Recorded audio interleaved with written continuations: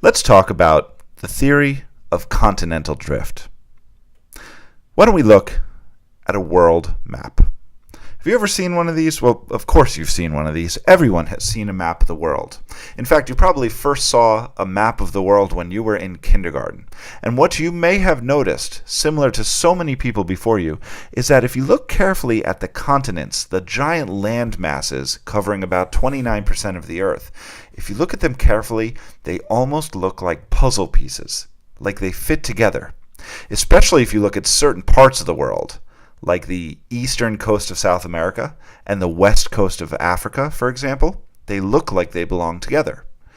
Now, I hate to break your hearts, but this is not a groundbreaking discovery. In fact, people have known this for hundreds of years. Most people have just taken it for granted that that's just the way the continents look. But there have been a few brave scientists throughout history who have thought that it must be something more. Let me introduce you to one. This is Alfred Wegener. Alfred Wegener was a German meteorologist. He studied weather. He lived in the late 1800s and early 1900s. And as a weather person, a scientist of the atmosphere, of course, Wegener spent a lot of time looking at maps. And so he noticed this strange shape phenomenon just like you did. The problem is he couldn't get past it. He actually devoted his whole life to it. He came up with a radical theory that suggested that the continents were actually once connected and then somehow ripped apart to where they are today. He came out and he said, "I think the continents are moving." Of course, people thought this was kind of a silly thought to have. How could a continent possibly move? But Wegener really thought that this was the case, and so he devoted his whole career to studying this and coming up with proof of this radical idea. In fact, Wegener didn't just think the continents were moving. He actually believed that there was a time when they were all connected, and they have since drifted apart to their current locations. He even came up with a name for that supercontinent that existed in the past. He called it Pangaea, the supercontinent that he believed existed about 250 million years ago. Pangaea, or Pangaea, is actually an appropriate name. It's a Greek term that means entire Earth, or all Earth. So if you think about it, when all the continents were together, if Wegener is correct, it would make sense to call that landmass Pangaea, or Pangaea. Here's what he thought it looked like. You can see within this diagram the modern-day continents of North America, Africa, South America, Antarctica, India, etc. But they don't look quite the same way they do today. And of course, they're in totally different positions, all connected into this one supercontinent.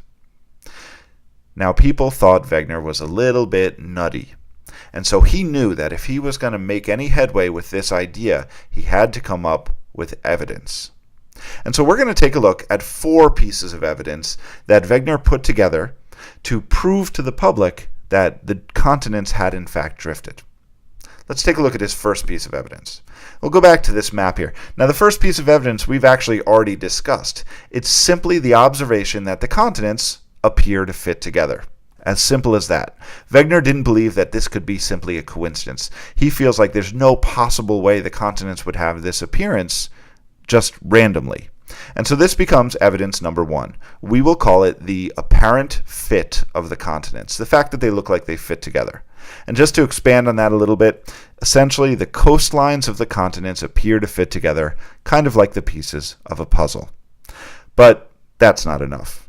So Wegener went back to the drawing board. He dug through piles of books and libraries and became quite interested in fossils and other evidence of prehistoric life.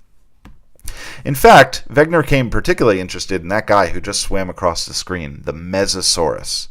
Now let me tell you about the Mesosaurus. This is an ancient reptile that lived only in shallow fresh water. What's interesting, though, is that there's only 2 places in the world where we find fossils of this freshwater creature. One place is the eastern coast of South America, and the other is the western coast of Africa. Now, there's a couple possible solutions for this. Now, either the Mesosaurus was living on one of these continents and somehow learned how to fly across the Atlantic Ocean to inhabit the other side of the other continent. But that's not likely. The Mesosaurus certainly could not fly. And we know the Mesosaurus couldn't have swam across. The distance is just too great, and they can't survive in salt water. So that's out of the question. Maybe the water was frozen and he walked across? Well, that's a possibility, but there's really no evidence to support that. And so what Wegener said is that while the Mesosaurus roamed the land, Africa and South America were connected, and they were able to freely walk across the land masses. And then after going extinct, the land masses were torn apart and separated, carrying some of the fossils to what would become South America and some to what would become Africa. Interestingly, Wegener looked into this and found that there were other organisms that lived in the past that had similar fossil distributions. Cynonathus, Lystrosaurus, and Glossoteris being amongst the more notable ones. These fossils all have these very unique distribution patterns that suggest that the continents were once together. And in fact, if you reassemble the continents and map out the locations of these fossils, they line up perfectly. So that's our evidence number 2. We call it fossil correlation. Correlation simply means matching up. So matching up fossils on either side of the ocean. To summarize, identical fossils have been found in the rocks on either side of the ocean, and therefore the continents were once connected and must have drifted apart. But Wegener knew he needed a stronger case, and so he went back to the library yet again and became fascinated by rocks and geologic structures like mountain ranges of the past. And he found a really interesting pattern, not unlike what he found with fossils. In fact, if we go back to our world map here, and let's zoom in on the North Atlantic here, if you look at the mountain ranges in the northeastern United States and the mountain ranges in northern Europe, they match up perfectly. And what I mean is that they are made of the same type of rock and the same age of rock. Now, of course, anything is possible, and the same exact rocks could have formed in 2 different locations at the same time.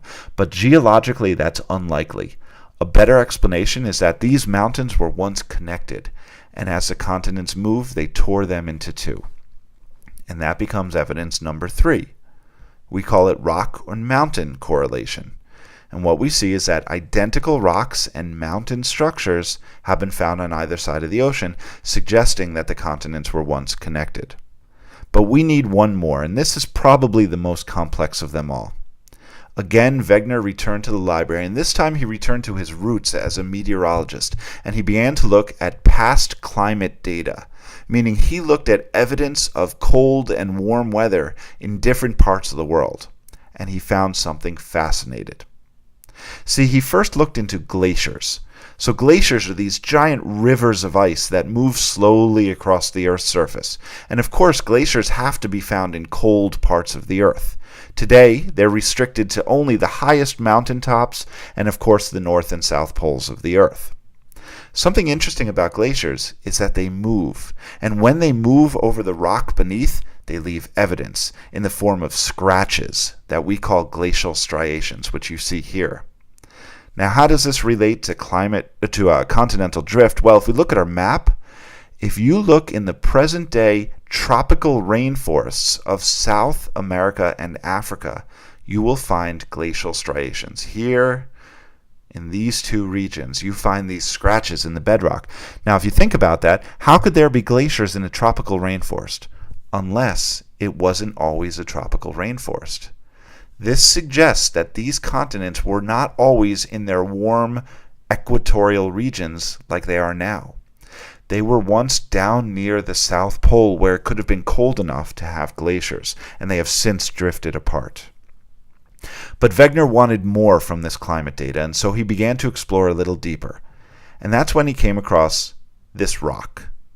This is a sedimentary rock called bituminous coal. We know it because we burn it for energy. It's a fossil fuel. What we know about bituminous coal, if you were to look in earth science reference tables, you would see that bituminous coal is made from compacted plant remains. So picture tropical plants like this dying on this forest floor and getting compressed over millions of years to form coal. Now let's look at where coal is found on Earth. Anywhere you see this little icon, we have found coal deposits. Now let's think about this. Coal forms from tropical plants, yet it's found in Antarctica, in northern Europe, in northern Asia, and the southern tip of Africa and Australia, and in the northern United States. These are not tropical climates. yet they have coal, which is evidence of a past tropical climate. And so this, just like the glaciers, suggests that the continents have moved over time. And that becomes evidence number 4, paleoclimate data, or past climate data. The observation that coal has been found in cold areas, and that glacial evidence has been found in warm areas. And with these 4 pieces of evidence, Wegener published his book, The Origin of Continents and Oceans, in which he laid out his case for continental drift, suggesting that all the continents were once connected in a supercontinent called Pangaea, which existed about 250 million years ago, and since the continent has ripped apart into the present-day landmasses that we know so well.